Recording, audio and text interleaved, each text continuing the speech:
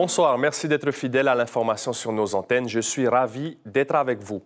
Dans l'actualité de ce dimanche 12 juin, à la une, c'est de pire en pire. La qualité des eaux de baignade s'est encore détériorée en Polynésie d'après la dernière cartographie du Bureau de santé environnementale. Les embouchures de rivières sont souvent placées en zone rouge. Des mineurs, en boîte de nuit ou dans les bars, le problème n'est pas nouveau. Les publications sur les réseaux sociaux se multiplient pour le dénoncer. Nos journalistes se sont rendus à Papeete hier soir. La journée mondiale du donneur de sang, c'est mardi, le 14 juin, comme chaque année. La Polynésie française gère elle-même ses stocks et ce n'est pas toujours facile. Le docteur Julien Brou, chef de service du Centre de transfusion sanguine, est avec nous pour nous en parler. Dans notre tour à Sport ce dimanche, avec David Chong, la Xterra Tahiti Swim and Run, une formule inédite cette année. Et puis à quelques jours des mini-jeux, rencontre avec la sélection de beach volley. Les mini-jeux du Pacifique, mais il y a 25 ans, c'est ce que nous vous proposerons dans notre Fénois d'avant. Nos champions de l'époque étaient Gordon Barth ou encore Georges Richemont.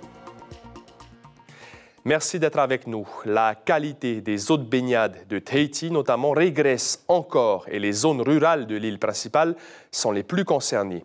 Il faut savoir que d'après le Code général des collectivités, les communes sont compétentes en matière de sécurité et de salubrité des lieux de baignade et peuvent par conséquent prendre un arrêté d'interdiction. Papeete et Pirée ont d'ailleurs déjà pris des mesures. On voit cela avec James O et Jérôme Lee. Depuis 2019, la qualité des eaux de baignade en embouchure de rivières s'est fortement dégradée, notamment en zone rurale comme ici à Papeete. Selon le Bureau de santé environnementale, sur les 19 points contrôlés en 2021 à Tahiti et à Moorea, aucun n'est propre à la baignade. Pour les riverains, difficile de se fier aux résultats des analyses. Tous mes petits-enfants, ils vont aussi se baigner à la rivière 4 mois. Si il y en a ça, ce qu'ils sont en train de dire. Il y en a, il y a le bobo aussi, les enfants. Là, il n'y a rien. Là, on n'a rien. Ça veut dire que vous allez continuer quand même à vous baigner là? Ah oui. C'est pour ça qu'on nettoie seulement ici. Dans la commune voisine, à Hitimhana, la mauvaise qualité des eaux de baignade en mer est connue de tous depuis plusieurs années, y compris de la municipalité. Pour autant, aucun panneau d'interdiction n'est affiché sur cette plage. Bon, on est au courant, on sait qu'on est en zone rouge, mais en tant que pratiquant de voile, on n'a pas trop le choix au niveau des spots. Donc on vient quand même, mais bon, quand on rentre, on prend une bonne douche avec ces petits vents et tout pour tuer tous ces microbes, quoi. C'est la suite logique, ça serait une interdiction de la baignade dans ces zones-là. Ouais. Vous en pensez quoi? S'il faut le faire, il faut le faire. Effectivement, après, je pense qu'il y a des services compétents qui sont là pour nous aider effectivement à pratiquer ou des activités, qu'elles soient baignade ou autres. Donc s'il y a un risque sanitaire, il faut absolument faire les choses, effectivement. Il faut que chacun prenne ses responsabilités et dire les choses comme elles le sont et faire les choses qu'il faut à ce moment-là et trouver les raisons, trouver les causes, essayer de changer les comportements aussi. Le programme de contrôle de la qualité des eaux de baignade existe depuis 1985, mais en l'absence de réglementation en vigueur au Fénois, les modalités et les fréquences de prélèvement sont fixées selon une directive européenne de 2006. Seuls les paramètres Escherichia coli et entérocoques intestinaux sont analysés afin de déterminer le risque sanitaire. Il faut savoir que là, notre rapport avec cette sortie de la carte de la qualité des eaux de baignade, c'est pas une qualité, je dirais, ponctuelle. Ça veut dire que cette qualité est issue de données statistiques sur 4 années en fait de contrôle. Donc, ça veut dire on cumule 4 années de contrôle, à savoir un contrôle par mois, et pour arriver à cette qualité affichée sur nos cartes d'eau de baignade. Les eaux usées provenant des habitations, les déjections des animaux et les effluents d'élevage rejetés dans le milieu peuvent être la cause d'une mauvaise qualité de l'eau. Les risques bénins pour l'homme se traduisent généralement par des gastro-entérites plus ou moins sévères. Attention donc aux baignades, aux embouchures. C'est un constat fait par les acteurs même du monde de la nuit. Les mineurs seraient de plus en plus nombreux en boîte de nuit. Si certains propriétaires de bars et de boîtes donc nous affirment appliquer des contrôles d'identité stricts, d'autres seraient moins regardants. Inasso Raveino et Patrick Sing étaient à Papeete hier soir. C'est une fois notre caméra éteinte que de jeunes mineurs ont bien voulu s'exprimer, comme cette adolescente de 16 ans qui nous affirme essayer de rentrer en boîte de nuit assez souvent et y arriver régulièrement. Yann, vendeur de couronnes de fleurs de son état, admet ne pas savoir si des mineurs réussissent à rentrer en boîte de nuit, mais il reconnaît en voir de plus en plus. On voit pas mal de jeunes sortir de la nuit, on va dire à peu près de tout âge. Moi, 18 ans. J'ai même vu un gamin de 7 ans. Des jeunes mineurs de plus en plus nombreux et sans distinction de genre, ce qui oblige les gérants de bars et autres dancing à redoubler de vigilance. Ils essayent, tu les vois essayer de rentrer, par exemple, ils vont s'incruster, ils vont d'abord faire rentrer les adultes, les personnes majeures, pour voir ils essayent d'attendre de voir si on va prendre les pièces d'identité ou autres, ils vont essayer de s'incruster par derrière, mais manque de peau, on vérifie toujours quand même, et ça passe pas. L'accès aux boîtes de nuit est réglementé par un article du Code de la santé publique qui est d'ailleurs relativement souple, ce qui n'empêche pas le développement de trafics tels que la falsification de cartes d'identité, nous a confié un videur. Pour rappel, les adolescents de plus de 16 ans peuvent y entrer sans être accompagnés. Par contre, il leur est interdit de consommer de l'alcool. Et jingle politique désormais pour ouvrir notre page consacrée aux élections législatives.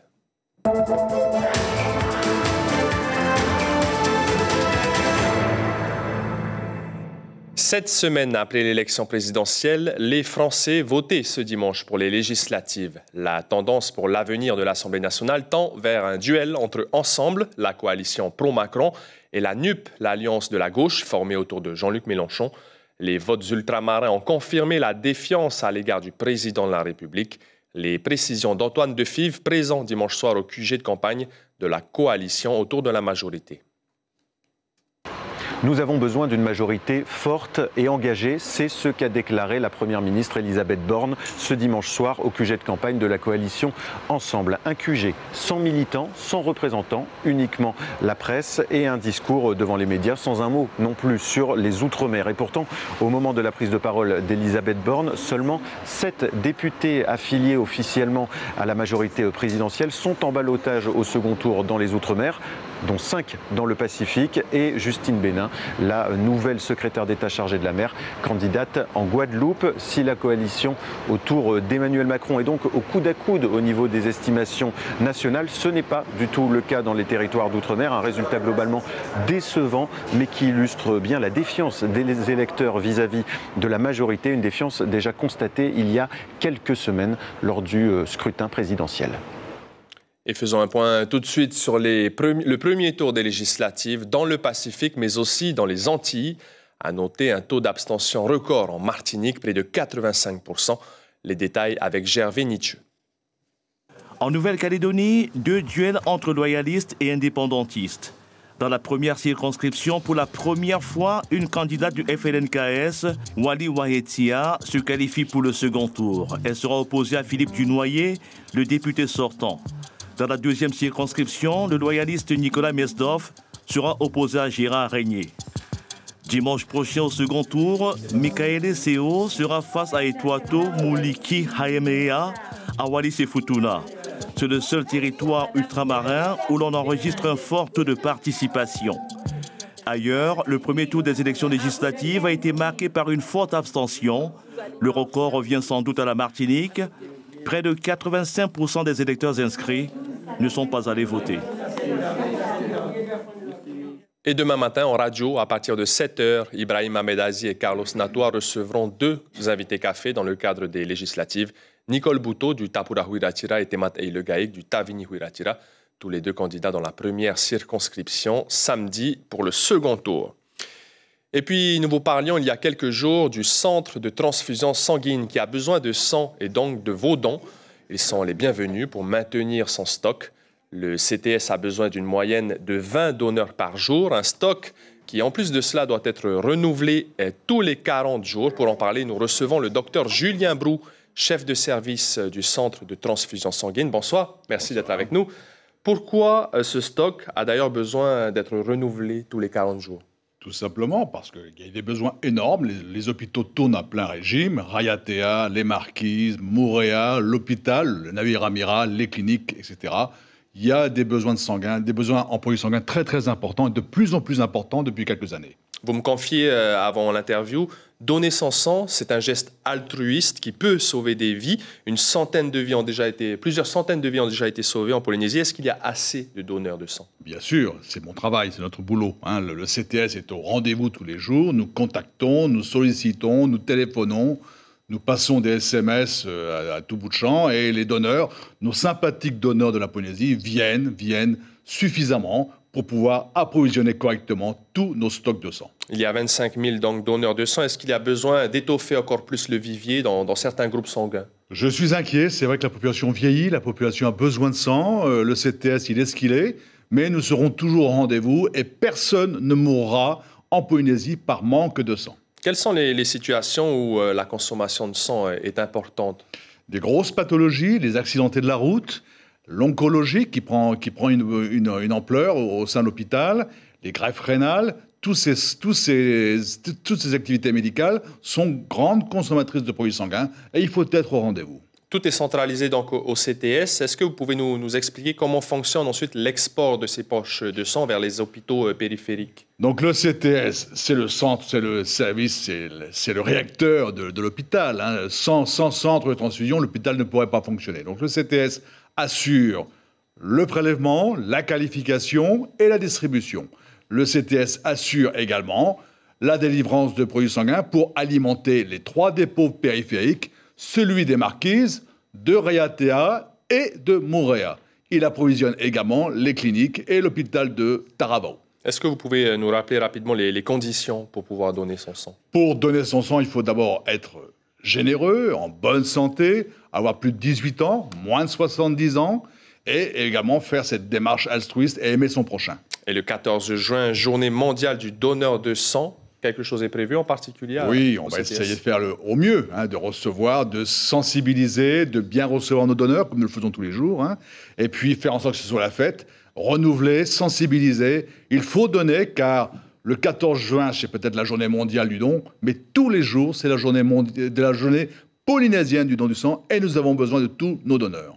Merci beaucoup, Dr Julien Brou. Je rappelle que vous êtes le chef de service du Centre de transfusion sanguine et que mardi, ce sera donc la journée mondiale du donneur du sang. Merci beaucoup. Je vous remercie.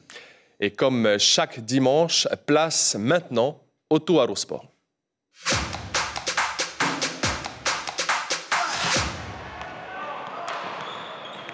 Et David Chang est avec nous, comme d'habitude. David, bonsoir. Bonsoir, Marouki. Alors, on débute notre Tuaru Sport avec l'événement sportif du jour, les courses Swim and Run de la Xterra Tahiti.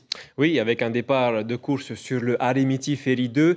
C'était un moment inédit au programme de cette journée. 2 parcours, la petite course de 12,5 km et le 35 km pour les plus courageux. D'ailleurs, sur ce parcours, c'est le duo Davidos et Pierrick Page qui s'est imposé en 4 heures et 19 minutes. Ils conservent donc leur titre de 2019. Près de 300 participants ont alterné natation et course à pied. Kaline Liénard et Marcel Bonneau les ont suivis. Du courage et de la motivation, il en faut pour se lancer du ferry transformé en plongeoir. En bonnet vert, les 150 participants de la petite course et en orange, les 112 valeureux qui s'attaquent aux 35 km. C'est super, t'as vu le départ là de l'Arimiti? C'est la première fois que tu fais ça? Ouais, c'est la toute première. On est prêt, on a envie d'y aller en tout cas et de se faire plaisir avant tout. On est master. Master, c'est-à-dire? Et lui, 60 ans. 60, plus de 60 et moi j'ai 68 alors. C'est parti pour quelques centaines de mètres à la nage dans la baie de Cook. Puis direction la montagne pour rejoindre le Hilton en passant par l'usine de jus de fruits. Le chemin il est là encore. Ok, attends. Le saut incroyable. Ça commence bien. On espère que ça va bien se terminer. Les plus rapides arrivent au Hilton en moins d'1 heure pour repartir en natation jusqu'à la plage de Tahiamanu. Et les supporters sont venus encourager leurs athlètes favoris. J'attends mon fils, il arrive là, parmi le premier lot qui arrive. Il doit être 3e, 4e. Je l'ai vu sortir tout à l'heure, super. Bravo Wani, allez, courage. Les encouragements, c'est important, car les 3/4 de cette course se font à pied. Et justement, c'est le point fort du binôme gagnant qui termine en 1h51 ce parcours de 12 km et demi. Il y a un petit segment de 6 km avec un peu de dénivelé. Ça, c'est vrai que c'est difficile parce qu'à cette heure-là, il fait vraiment chaud, quoi. Non, mais ça allait. Après, on avait de la chance qu'on nage moins bien que, je pense, les 2e et 3e, mais on a été un peu meilleurs en course à pied, voilà. 3 minutes plus tard, ce sont les frères Maton qui franchissent la ligne d'arrivée. On s'est réveillé, on a fait comme tout le monde. Première participation là? Première participation, oui, et content. Ensemble en plus. La Xterra Swimrun 2022 a fait l'unanimité de tous les participants et sponsors. Alors c'est sûr, rendez-vous en 2023 pour la prochaine édition. En course à pied, hier, Delby Villagongora, Marotea Vitrac et Pauline Saïd ont remporté la 19e édition du Relais des copains. Ils étaient 39 équipes de 3 athlètes à Punarou, une équipe obligatoirement composée de 2 hommes et d'une femme. Au total, le premier relayeur devait effectuer 3 tours d'une distance de 7 km et demi. Le second, 2 tours, soit 5 km. Et le troisième, 1 tour de 2 km et demi. C'est le principe de cette course annuelle qu'est le relais des copains. Écoutez Delby Villagongora et un autre participant. Ils sont au micro de Marcel Bonneau. On fait l'équipe, pas forcément dans des mêmes clubs. C'est vraiment convivial, on ne vient pas pour l'esprit compétition, on vient pour le côté festif. Personnellement, moi je prépare une autre grande course dans les Pyrénées, dans les Pyrénées en France. Donc ça sera un 109 km avec 11 500 de dénivelé. Donc là, il faudra que je me remette assez rapidement à courir parce que c'est vers mi-août par là. On est arrivé à la 21e place. Voilà, 40 minutes et 35 secondes. Donc non, c'est une bonne place. Hein. Voilà. On a fait une belle performance et puis bravo à l'équipe qui m'a suivi. Et la suite des résultats et des événements sportifs du week-end, c'est tout de suite en bref et en images. Il y a eu du football, de la natation, du tennis de table et du taekwondo. Les images sont de Jérôme Lee, Julien Vescovali et Hiti Manaki. Les finales U11, U13 et U18 ont eu lieu hier matin à Pater. Le club de Tefana est vainqueur dans toutes les catégories. Chez les filles, le plateau final, toutes catégories de la saison, avait lieu au même moment au centre technique de la fédération. Toutes les équipes de Tahiti et Moorea étaient présentes, 400 participantes. La sélection tahitienne féminine qui jouera aux qualifications océaniennes pour la Coupe du Monde était aussi présente pour une dédicace. Ah, c'est elle qui m'a... C'est important que les petites, elles aient des modèles. Et également, de l'autre côté, c'est important pour les filles de la sélection qu'elles comprennent qu'elles ont un rôle d'ambassadrice. La deuxième rencontre jeune de tennis de table de l'année avait lieu ce week-end à Pater. Une 50aine de joueurs présents, 6 clubs représentés des catégories U11 à U18. Evan Lowe a remporté le titre de champion chez les U11. Le championnat de Polynésie jeune, quant à lui, aura lieu en juillet dans le cadre du tournoi international de Polynésie. La troisième journée individuelle du championnat de Polynésie était organisée hier. 5 équipes présentes, dont Tefana, Rangiroa, Nuuroa, sur une zone de pêche située au large de Fa'a. À l'issue des 2 journées, Del Lamartinière de Tefana finit premier. Il est suivi de Maui Taea de l'AS Tefana et de Titouan Roncin du club Tea Heke. À Raiatea, le CNT a organisé samedi sa 3e épreuve de natation en eau libre sur le Motu Ferrato. Julien Bell l'a emporté sur le 3000 mètres. 3 fois premier, donc dans une super ambiance, super décor à chaque fois et un super temps. À Taha'a hier, 127 combattants de l'île, mais aussi de Raiatea, Tahiti et Moorea se sont retrouvés sur le tatami pour la coupe Raromat-Ei. Le but, trouver la qualification pour les championnats du monde de taekwondo en juillet prochain en Bulgarie pour les cadets et les juniors et en novembre au Mexique pour les seniors.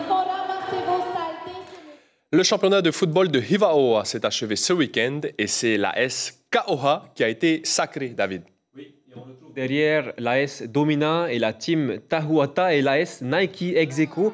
Tout s'est joué lors de cette dernière journée de compétition. Le match nul de l'AS Domina et l'AS Nike, de partout, a fait les affaires de l'AS Kaoha qui s'est imposé 3-0 contre la team Tahuata. Timiona Teheipuari, éducateur et responsable football du district de Hivaoa, répond à Teama Kamia. On est bien content, donc le championnat est terminé.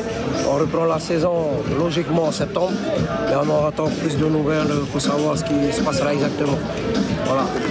Je pense qu'au mois de juillet, on essaiera d'organiser des tournois pour pouvoir maintenir les jeunes encore en activité aussi longtemps que possible.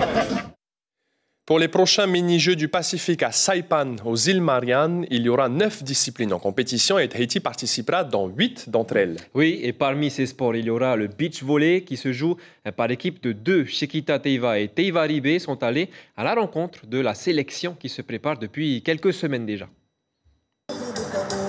Ce seront les visages de la Polynésie au beach volley lors de ces mini-jeux du Pacifique. Chez les filles, les sœurs Taura'a, Kahaya et Heikura avec 4 compétitions à leur actif. Elles n'en sont pas à leur coup d'essai.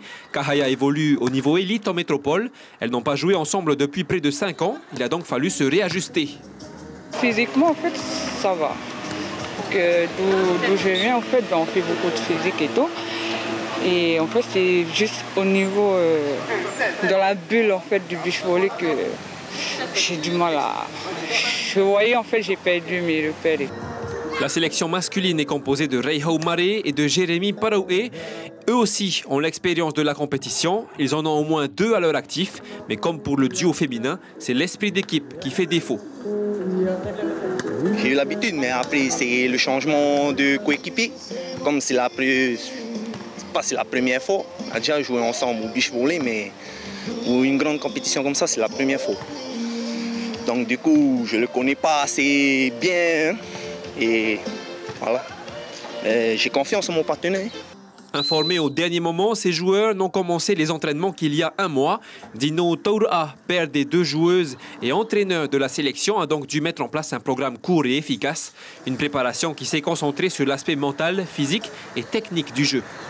On a travaillé un peu des sauts, on a travaillé des sauts, des déplacements un peu plus rapides. Et ensuite des contacts du ballon. Et au niveau du bloc, on a beaucoup travaillé aussi là-dessus, le bloc et la défense. Une fois les mini-jeux terminés, Kahaya entamera une nouvelle saison dans le circuit pro portugais. Et puis, cette dernière information, David, avant de se quitter. Voilà, pour la confrontation entre la France et Tahiti en surf à Teahupo'o hier, chez les hommes, c'est Joanne Duru qui s'est imposée devant Kaoli Vast. Chez les femmes, Pauline Ado arrive première devant Vahine Fierro. Voilà, Maroki, c'est tout pour le sport de cette semaine. Merci beaucoup, David. Pas de tour au sport dimanche prochain avec le second tour des législatives, mais on vous dit à très bientôt.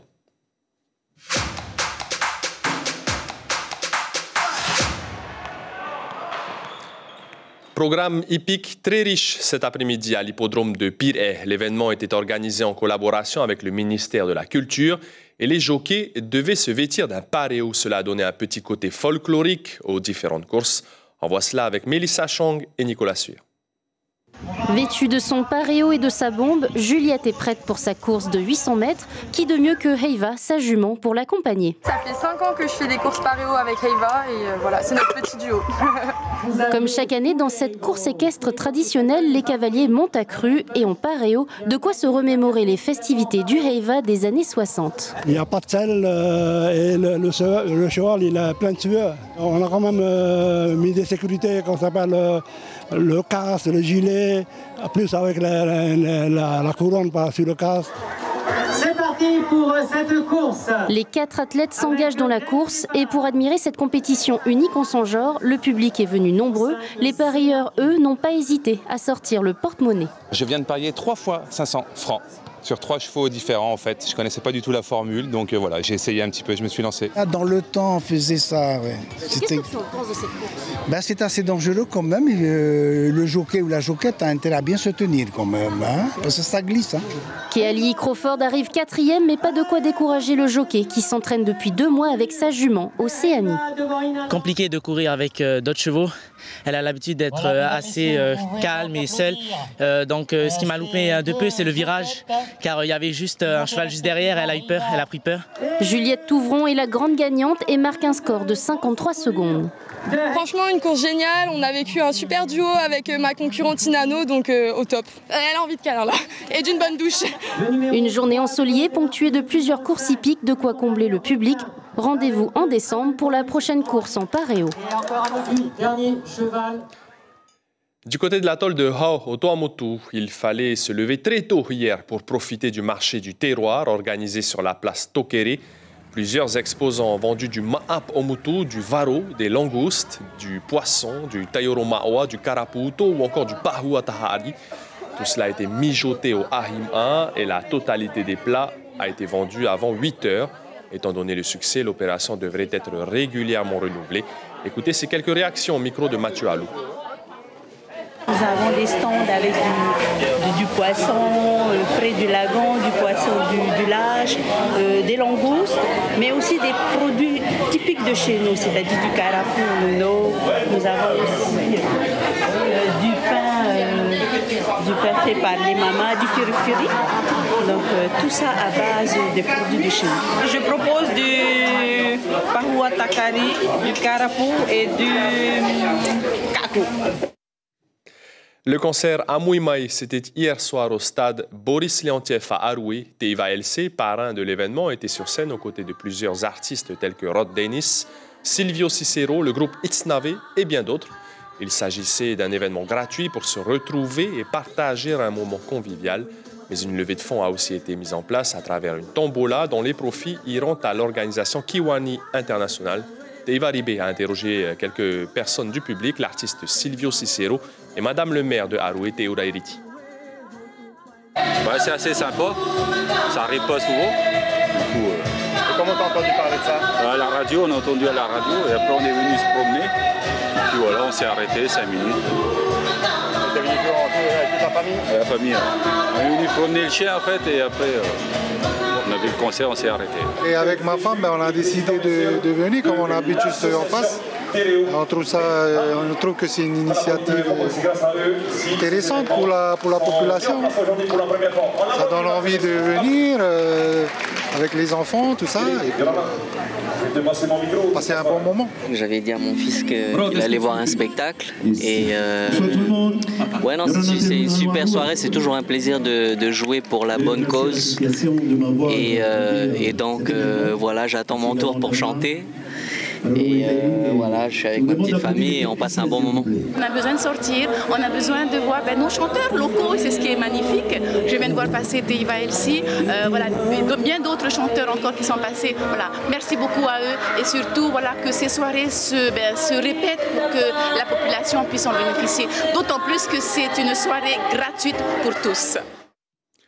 À quelques jours de l'ouverture des mini-jeux de Saipan dans notre Fénois d'avant, ce soir, nous allons remonter le temps et nous arrêter en août 1997. Cette année-là, les mini-jeux du Pacifique Sud avaient eu lieu à Pago Pago, aux Samoa américaines. Christophe Trebuta et Patrick Tsing avaient assisté à la compétition.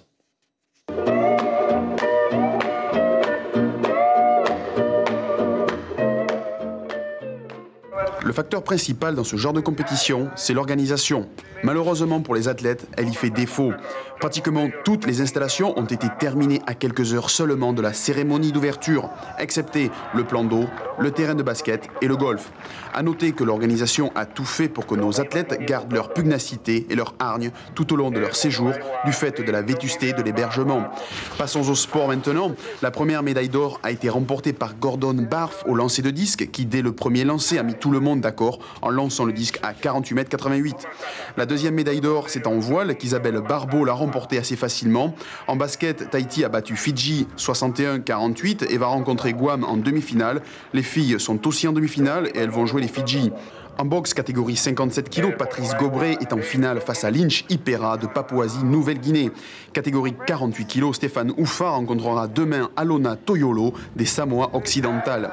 Saut en longueur, Ali Yahya remporte une médaille d'argent et saut en hauteur, médaille d'argent aussi pour Albertine Anne. Déception quant à Georges Richemont qui finit deuxième aux 10 000 mètres et s'est fait battre par Primo Iriga, un solo monnaie. Ils ont fait les 2 tiers de la course ensemble et à 2 tours de la fin, Richemont réussit à lâcher son poursuivant. Technique de course différente, Richemont beaucoup plus félin que le Solomonais, plus corpulent. À 250 mètres de l'arrivée, Richemont compte 30 mètres d'avance. C'est quasiment gagné. Et là, le Solomonais entame un sprint de 200 mètres. Georges Richemont s'en rend compte, mais incapable d'accélérer, il va se faire doubler à 50 mètres de la ligne. Une fin de course quelque peu bizarre, tant l'avance du Tahitien était conséquente. Primo Iriga fait un temps de 33 minutes et 19 secondes. Pour le moment, Tahiti affiche au compteur 2 médailles d'or, 5 médailles d'argent et 1 de bronze. Et c'est ce que l'on appelle un très beau finish. L'information principale de ce dimanche, c'est la qualité des eaux de baignade en Polynésie qui s'est dégradée selon le Bureau de santé environnementale. Dans la dernière cartographie, sur 19 points à Tahiti et Moorea, aucun n'est propre à la baignade. La vigilance est donc de mise. Les détails des zones communales sont disponibles sur l'article publié sur notre site internet. Dans l'actualité de la semaine à venir, l'ouverture des mini-jeux du Pacifique à Saipan aux îles Mariannes, ce sera jeudi. Une équipe de Polynésie la Première vous fera vivre l'événement quotidiennement. C'est jeudi qu'aura lieu aussi la pose de la première pierre du futur centre d'accueil des SDF. Et puis samedi, il y aura bien sûr le second tour de l'élection législative. À la télévision, ce dimanche soir, juste après ce journal, le magazine du gala de Miss Tahiti, 2 épisodes de la série For Life, puis le téléfilm Le Jardin des coups de foudre. À la une de Tahiti Info, demain matin, le titre « Job dating à Tatutu » au centre de détention donc de Papeari. C'était le journal préparé par la rédaction et l'équipe technique. Merci pour votre fidélité. Demain, retrouvez Ayata Tarahu. Je vous souhaite une très belle soirée et une excellente semaine. On se quitte en musique sur une chanson interprétée par Meiri et Tavayari. Prenez bien soin de vous. Je vous dis à très bientôt.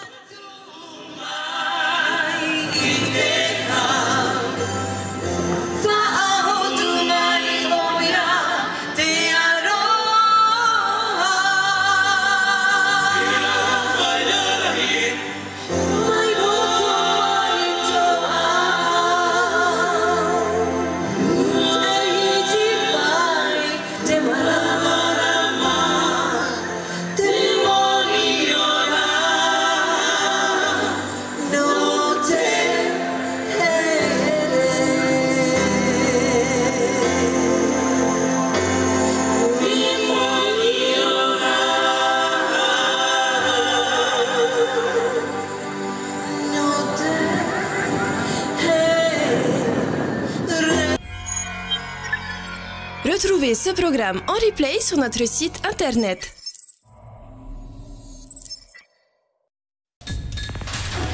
L'information en continu sur Polynésie la Première, internet et réseaux sociaux.